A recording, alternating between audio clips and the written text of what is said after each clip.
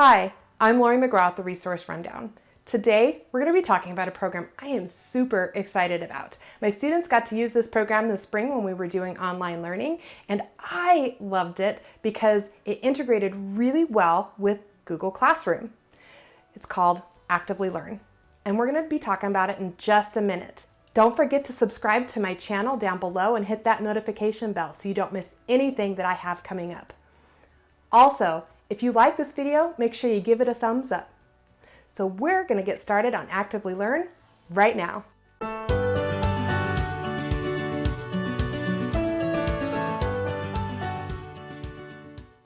So Actively Learn has thousands of articles and hundreds of videos that you can use with your students. It works for English, it works for social studies, science, and other subjects as well, depending on what you're wanting your students to read. There's so many options available for you. You just need to check it out. Also, you can upload your own information, your own articles, and your own videos.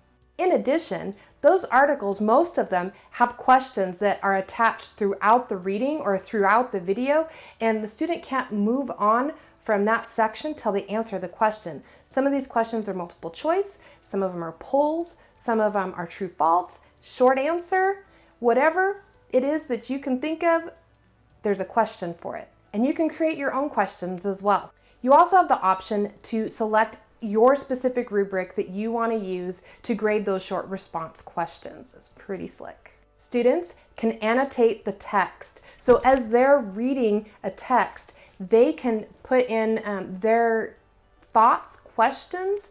They can share it. They can keep them private. They can share it with their classmates as well. And if they share those notes with their classmates, then those classmates can actually add notes as well, and so they can create a sort of discussion board.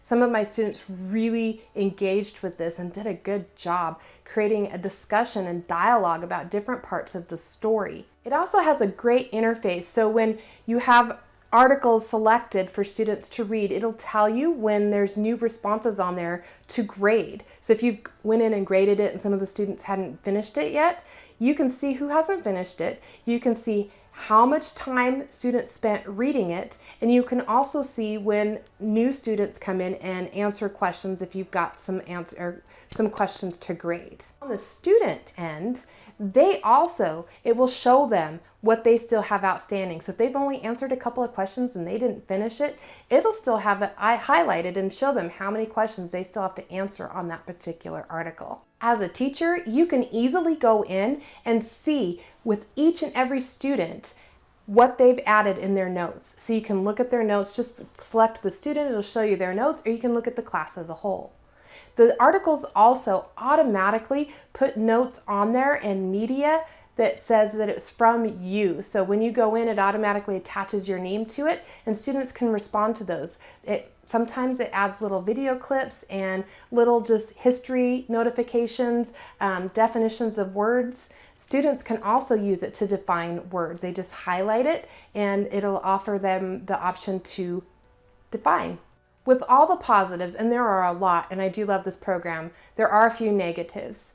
One is I wish that there was a way to more easily grade student notes. So right now as it stands, you go in and you select a student and you go through their notes and you put in your grade into Google Classroom or however you've decided to grade their student notes. I wish that Actively Learn had a better option within their own program to grade those notes. One other thing is I wish that there was a better way to separate out the short response questions so that you could weight one question maybe heavier than another. And there really isn't a way to do that yet. But hopefully maybe they'll add that feature in later. Overall, this program is fantastic. I love using it. What I really loved is that my kids liked it. They were actually reading the articles on their own. Some of my students were going in and reading outside of what I had assigned them, and that was amazing. That's another piece that you can check out, as you can see if they've been doing independent reading. So it's pretty cool. Anyway, I love this program, and regardless of its shortcomings, it's still something that I plan on using with my students. If you have any questions or comments about it, please leave them down below and I will get back to you as soon as I can with any questions or comments. If you have some suggestions for me on what you'd like to see me upload, leave those in the comments as well. Again, don't forget to subscribe to my channel, and if you liked this video, give me a thumbs up.